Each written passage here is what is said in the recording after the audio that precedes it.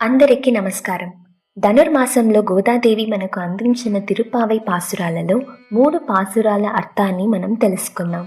అలాగే ఈ వీడియోలో 4వ పాసురం యొక్క అర్థాన్ని తెలుసుకుందాం. ఈ పాసురం యొక్క విశేషం ఏంటి అంటే ఆధ్యాత్మిక మరియు విజ్ఞాన శాస్త్రం యొక్క మిశ్రమం ఈ పాసురం. అది ఏంటో తెలుసుకుందాం. ముందుగా తమిళ్లో నేను పాసురాన్ని చదివి వినిపిస్తాను. ఆ తరువాత తెలుగులో అర్థాన్ని చూద్దాం. ஆழிமலை கண்ணா ஒன்று நீ கைக்கரவேல் ஆழியுள் புக்கு முகந்து கொடு ஆறு தேரி ஊழி முதல்வன் உருவம் போல் மெய் கருத்து பாழியந்தோளுடைய பத்மநாபன் கையில் ஆழி போல் மின்னி வளம்புரி போல் நின்று அதிர்ந்து தாளாதி சாங்கம் உதைத்த சரமலை போல் பால உலகினில் பெய்திடாய் நாங்களும் మార్గళి నీరాడ మగిల్దేలో ఎంబావాయ్.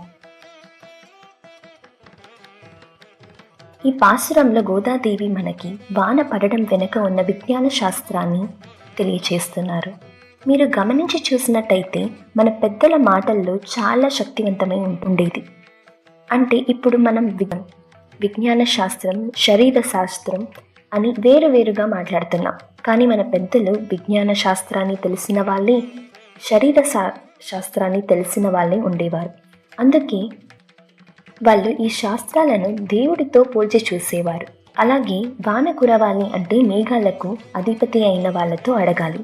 అలాగే ఆయనకి పెద్ద ఎవరు ఆయనని వెళ్ళి అడగాలి. ఇదే ధర్మం. ఇలా మనం వరుణ దేవుడిని అడగాలి, లేదా దేవతల రాజు అయిన ఇంద్రుడిని అడగాలి. కానీ వీళ్ళతో అడగక గోదాదేవి కృష్ణుడిని ప్రార్థిస్తున్నారు. కృష్ణ, నీ దేహంలానే ఈ మేఘాలను నల్లగా చేసి వానని కురవనివ్వు అంటున్నారు. అంటే ఆయన నల్లని రంగు కలిగిన వాడు అని ఇక్కడ మనకి అందంగా మురిసిపోయి అమ్మవారు చెప్తున్నారు. అలాగే స్వామి చేతిలో ఉన్న శంఖం పూరించినట్లుగా ఉరుములు వినపడాలి అని అంటున్నారు. స్వామి ఇంకో చేతిలో తిరుగుతున్న చక్రం యొక్క కాంతిలా మెరుపులు కనపడాలి అని అడుగుతున్నారు. ఇలా కృష్ణుడే వానలా కురుస్తుండగా ఈ వానలో మనం అందరం తడిసిపోదాం అని అందరినీ పిలుస్తున్నారు అమ్మవారు. అందుకే కృష్ణుడిని ప్రార్థించడానికి మేము స్నానానికి వెళ్తుంటే ఆ కృష్ణుడే వానలా రావడంతో ఎంత సంతోషంగా వెళ్తున్నారు. ఇలాగే చెరువులలో, సముద్రాలలో ఉన్న నీరు ఆవిరైపోయి మేఘాలు నల్లగా మారిపోయి ఉరుములు మెరుపులతో మంచి వర్షం కురవడాన్ని, ఈ ప్రకృతి చేసే పనిని ఎంతో అందంగా కృష్ణుడితో, ఆయన కరుణతో పోల్చి చెప్తున్నారు అమ్మవారు. ఈ పాసురానికి ఉన్న గొప్పతనాన్ని తెలుసుకుందాం.